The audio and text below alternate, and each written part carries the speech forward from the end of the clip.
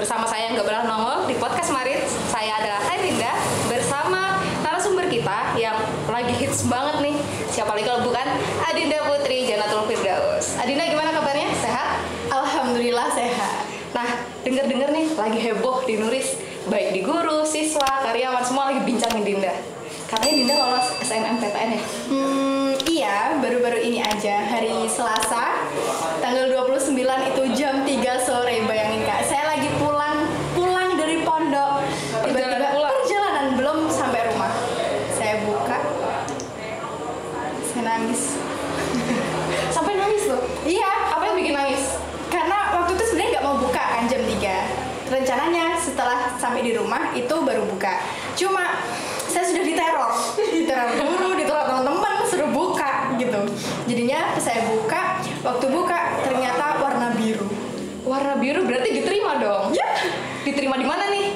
Ya, Institut Teknologi Bandung. Wah, gila, keren banget. Institut Teknologi Bandung. Kenapa Adinda pengen banget masuk Institut Teknologi Bandung? Karena kan dari dulu saya basicnya astronomi ya Kak ya. Dari awal masuk kelas 10 memang sudah di astronomi. Dan emang yang menyediakan jurusan astronomi itu se-Asia Tenggara cuma di ITB aja. Hanya di ITB? Wah, berarti Adinda benar-benar dari kelas 1 benar-benar pengen banget nih ya masuk ke ITB? Iya Kak, soalnya ya namanya anak sudah nyemplung ya. Jadi daripada cuma main air, ya udah nyelem sekalian basah ya. Oke. Sehubungan dengan SNMPTN yang baru aja diumumin, Adinda lolos ke astronomi ITB. Kenapa sih Adinda memilihnya harus jurusan astronomi? Kenapa tidak yang lain?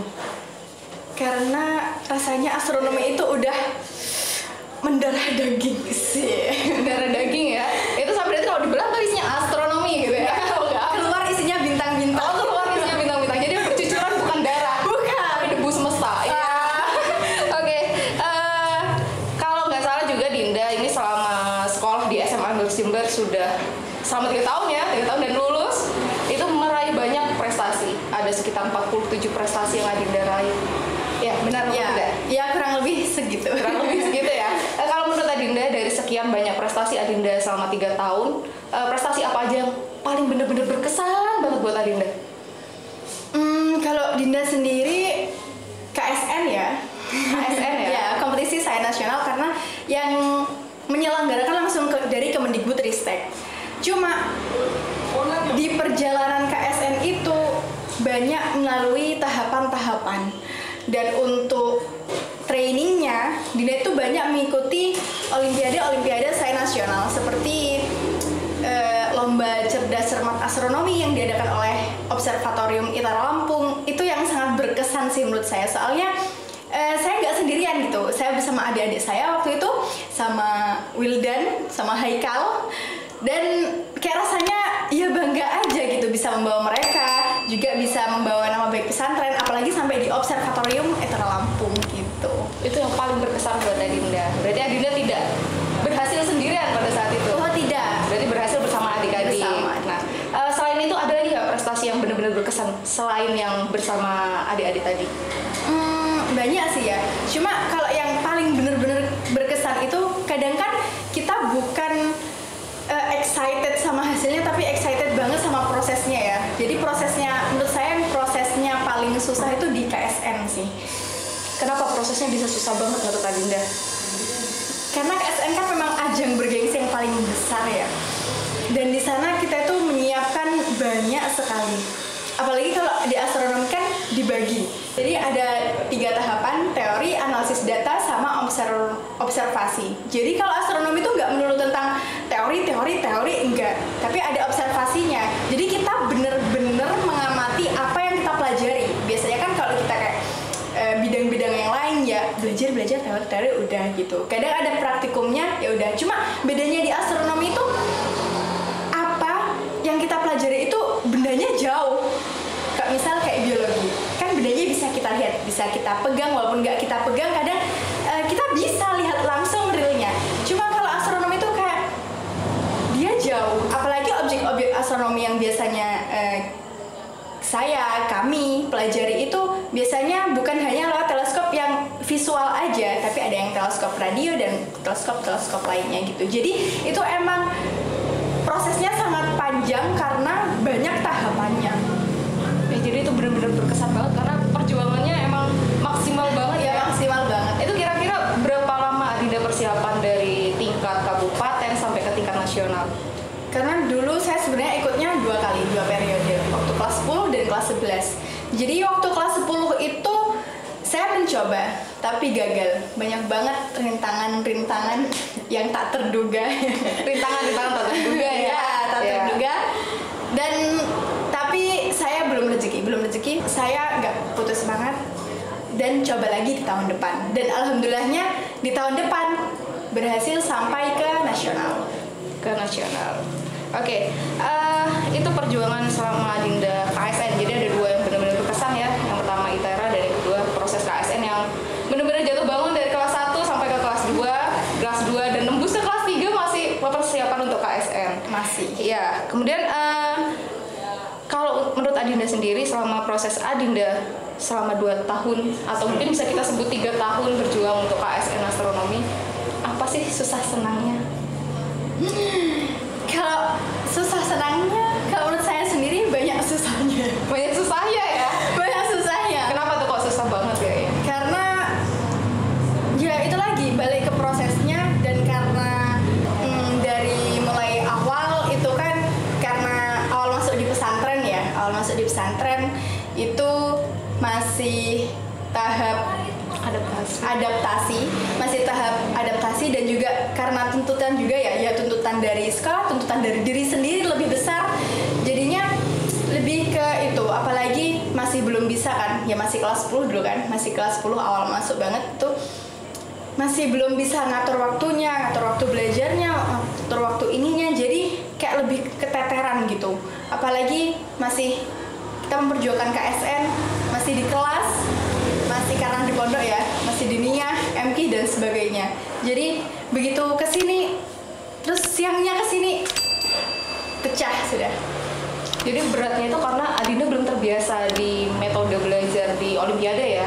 Jadi Dinda masih adaptasi dengan pondok, masih menyesuaikan dengan sekolah, ditambah dengan materi Olimpiade yang berat banget gitu ya. Nah, dari proses yang kita lihat berat banget itu, di titik mana sebenarnya Adinda benar-benar mencintai astronomi? Sebenarnya kalau sangat mencintai astronomi sebenarnya enggak ya. Cuma waktu itu karena menurut saya belajar yang enak, belajar yang gampang itu belajar yang dari hati. Jadinya waktu saya memutuskan, dan menurut saya cinta itu keputusan. Jadi waktu saya memutuskan bener-bener nyemplung di astronomi, mau nggak mau saya harus cinta sama astronomi. Tapi itu juga prosesnya lama banget ya. Awal dulu pulang pembinaan sore nangis, setiap hari nangis, pulang pembinaan nangis, habis ini nangis, semua nangis. Tapi lama-lama juga ya terbiasa dengan itu, dan lama-lama juga ya enjoy aja, karena juga mungkin udah bener-bener nyemplung ke dunianya, jadi lebih kalau ada apa-apa tentang astronomi kepo, jadinya apa ini ya yang dinamakan bener-bener cinta. Oh waduh, dalam banget ya. Jadi cintanya Adinda ke astronomi adalah sebuah keputusan. Iya. Adinda memutuskan untuk cinta astronomi, Adinda memutuskan untuk totalitas di astronomi, dan hasilnya adalah Adinda yang sekarang, Adinda yang lolos ke KSN, Adinda yang keterima Fakultas MIPA jurusan astronomi. Oke, dari semua perjuangan Adinda itu sebenarnya makna perjuangan itu sendiri untuk Adinda itu apa sih sebenarnya? Makna perjuangan itu sendiri menurut saya, karena tadi udah saya ceritakan ya, yang setiap hari saya pulang nangis, apa-apa nangis, ini dikit nangis, jadinya Sedikit-sedikit nangis ya. dikit-dikit nangis, baru selesai ngerangkum nangis. Jadi menurut saya perjuangan itu sendiri ketika kita tidak berhenti pada titik terendah, kita tetap berjuang, kita mau ngelakuin apapun, gak berhenti. Kalau katanya mama saya, sambat boleh, nyerah jangan. Sambat boleh, nyerah jangan. Kayak Adinda memutuskan untuk berjuang sekuat tenaga. Tapi kalau misalkan di saat kondisi Adinda lagi di titik terendah, banyak masalah, banyak beban pikiran, sampai Adinda harus nangis setiap hari, bagaimana cara Adinda mengatasi itu?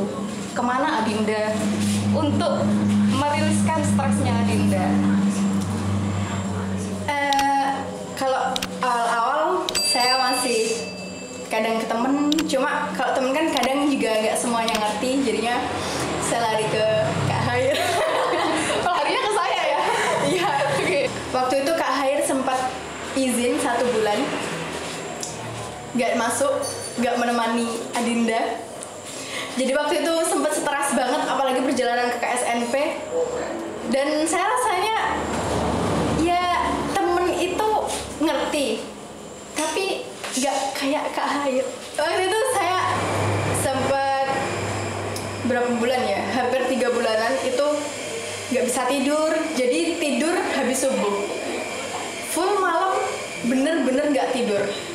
Jam 1 pagi itu kadang jalan-jalan ke belakang rusun, ke masjid yang belum jadi, nggak pakai sandal, ke kamar mandi, ya jalan-jalan nggak jelas aja. Kadang karena ke KSN kan tuntutannya juga observasi, jadinya sering keluar malam itu buat nyamat.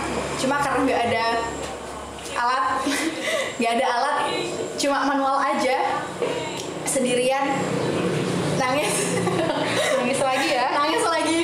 Balik ke kamar jam 3 belajar, subuh sholat, habis subuh tidur. Seperti itu terus siklusnya. Jadi malam bener-bener gak pernah tidur, habis subuh tidur. Sampai berbalik ya siklusnya, saking stresnya. Iya. Dengan pressure yang ada, dengan harapan Adinda yang sangat besar, perjuangan yang cukup kuat gitu ya. Jadi Iya, iya. Padahal kalau dipikir-pikir itu semua juga ya buat Adinda, buat kedepannya Adinda tuh bangga, orang tua bangga, semua bangga. Tapi nggak semua orang tahu prosesnya. Jadi waktu saya yang seperti itu, banyak banget yang crash sama jadwal saya kayak gitu, yang katanya Dinda kayak gini, Dinda katanya kayak gitu. Padahal sebenarnya Dinda nggak butuh apa-apa, dia cuma butuh izin, butuh dukungan, cuma itu. Tapi itu susah banget dapetnya.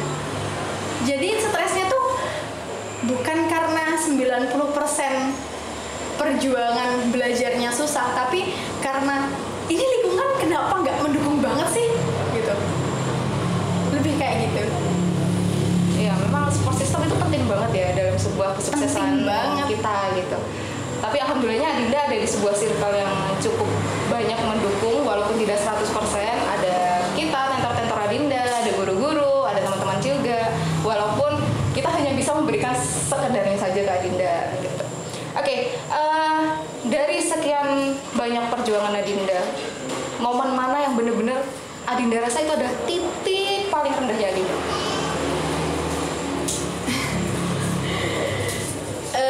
Waktu itu pengumuman KSN, sebelum pengumuman KSN, pas KSN-nya saya benar-benar ngerasa ini atau memang saya yang benar-benar nggak beruntung atau Dinda yang kurang apa, Dinda juga nggak tahu. Waktu itu karena KSN dibagi 3 bidang kan tadi, teori, analisis data, sama observasi. Dan waktu itu observasi dibagi menjadi 2. Waktu observasi pertama merasanya kayaknya lancar. Kayaknya itu juga salahnya Dinda, kurang manage waktu dengan baik. Dari waktu itu waktunya kan kayaknya itu lama sekali, biasanya nggak gitu. Dan itu karena jawaban Dinda 2 lembar, yang satunya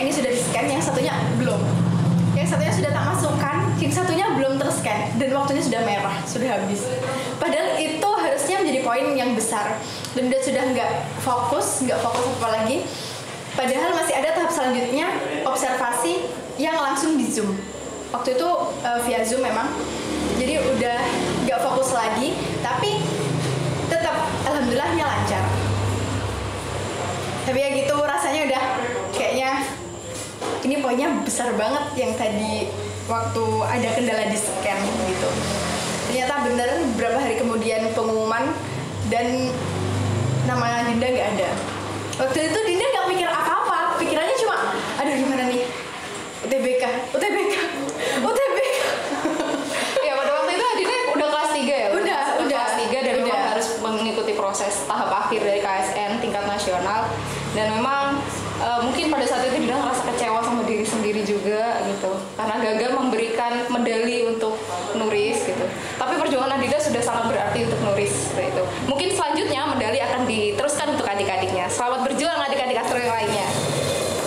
Adinda kan udah 3 tahun di SMA Nuris Jember ya. Kalau menurut Adinda yang dulu kelas 10 nih baru masuk ke SMA Nuris yang datang-datang masih manggil Kak Hair sebagai Ustadzah gitu ya. Dan sekarang Adinda yang udah lulus dari SMA Nuris dan keterima di ITB gitu ya. Apa sih perubahan dari Dinda yang Dinda rasain? Gede banget ya. Pastinya waktu awal masuk Nuris karena peralihan dari SMP ke SMA, ya bener-bener ngerasa ya ini apa sih gitu. Tapi waktu itu juga alhamdulillah ketemu langsung sama Kak Hir ya kelas 10. Disadarkan, dibuka pikirannya, jadi berubah. Apalagi tadi yang diceritain banyak banget di kaliku problem gini itu, apalagi di perjalanan KSN itu sebenarnya alhamdulillah sih Adinda nggak mungkin jadi Adinda yang seperti ini kalau nggak banyak menemukan masalah. Karena sebenarnya masalah-masalah itu yang justru menjadikan Adinda lebih dewasa. Asik banget gak sih? Adinda yang menjadi lebih dewasa daripada dulu sebelum masuk ke sini. Berarti Adinda merasa beruntung masuk ke SMA Nuris karena dengan proses yang ada di SMA Nuris menjadikan Adinda yang sekarang. Adinda yang berhasil lolos The new me. Ya, pertama kalinya siswa Nuris lolos ke ITB. Tunggu. Pertama kali siswi SMA Nuris jebol KSNK di kelas 10. Oh iya benar. Jadi Adinda ini berarti banyak banget ya momen pertama kali yang diciptakan oleh Adinda. Yang pertama adalah siswa pertama yang lolos KSN tingkat kabupaten saat kelas 10 gitu. Kemudian yang kedua adalah siswa yang pertama kali tembus ke ITB. Mantap banget. Oke, yang terakhir dari Adinda yang udah jadi kakak dari adik-adiknya, apa pesan Adinda untuk adik-adik di SMA Nuris Jember yang benar-benar ingin berproses seperti Adinda, ingin sukses seperti Adinda, ingin hebat seperti Adinda? Yang pasti tetap istiqomah ya. Istiqomah is number one. Istiqomah, karena apa-apa itu emang mudah memulainya, tapi susah mempertahankannya. Jadi buat adik-adik yang memang udah semangat belajarnya, dipertahankan. Kalau yang belum semangat, dicari semangatnya, dicari potensinya. Jangan lupa aku nungguin. Wah, ada yang nungguin di ITB guys. Oke, ITB semua. Terima kasih banyak Adinda untuk cerita-ceritanya, cerita yang luar biasa banget dari perjuangan Adinda selama di SMA Nuris Jember. Saya pun sebagai saksi mata perjuangan Adinda selama KSN, menemani Adinda dari nol hingga ke KSN, melihat Adinda tidak tidur sepanjang malam untuk belajar. Saya rasa memang Adinda layak mendapatkan reward ini, yaitu lolos FMIPA ITB. Oke, itu tadi adalah cerita panjang sejarah perjuangan Adinda yang dari lolos KSN hingga lolos ke ITB. Kita tunggu kehadiran kalian yang ingin benar-benar berjuang bersama kami, dan kita akan dukung kalian sekuat tenaga. Sampai jumpa di next podcast. Mari!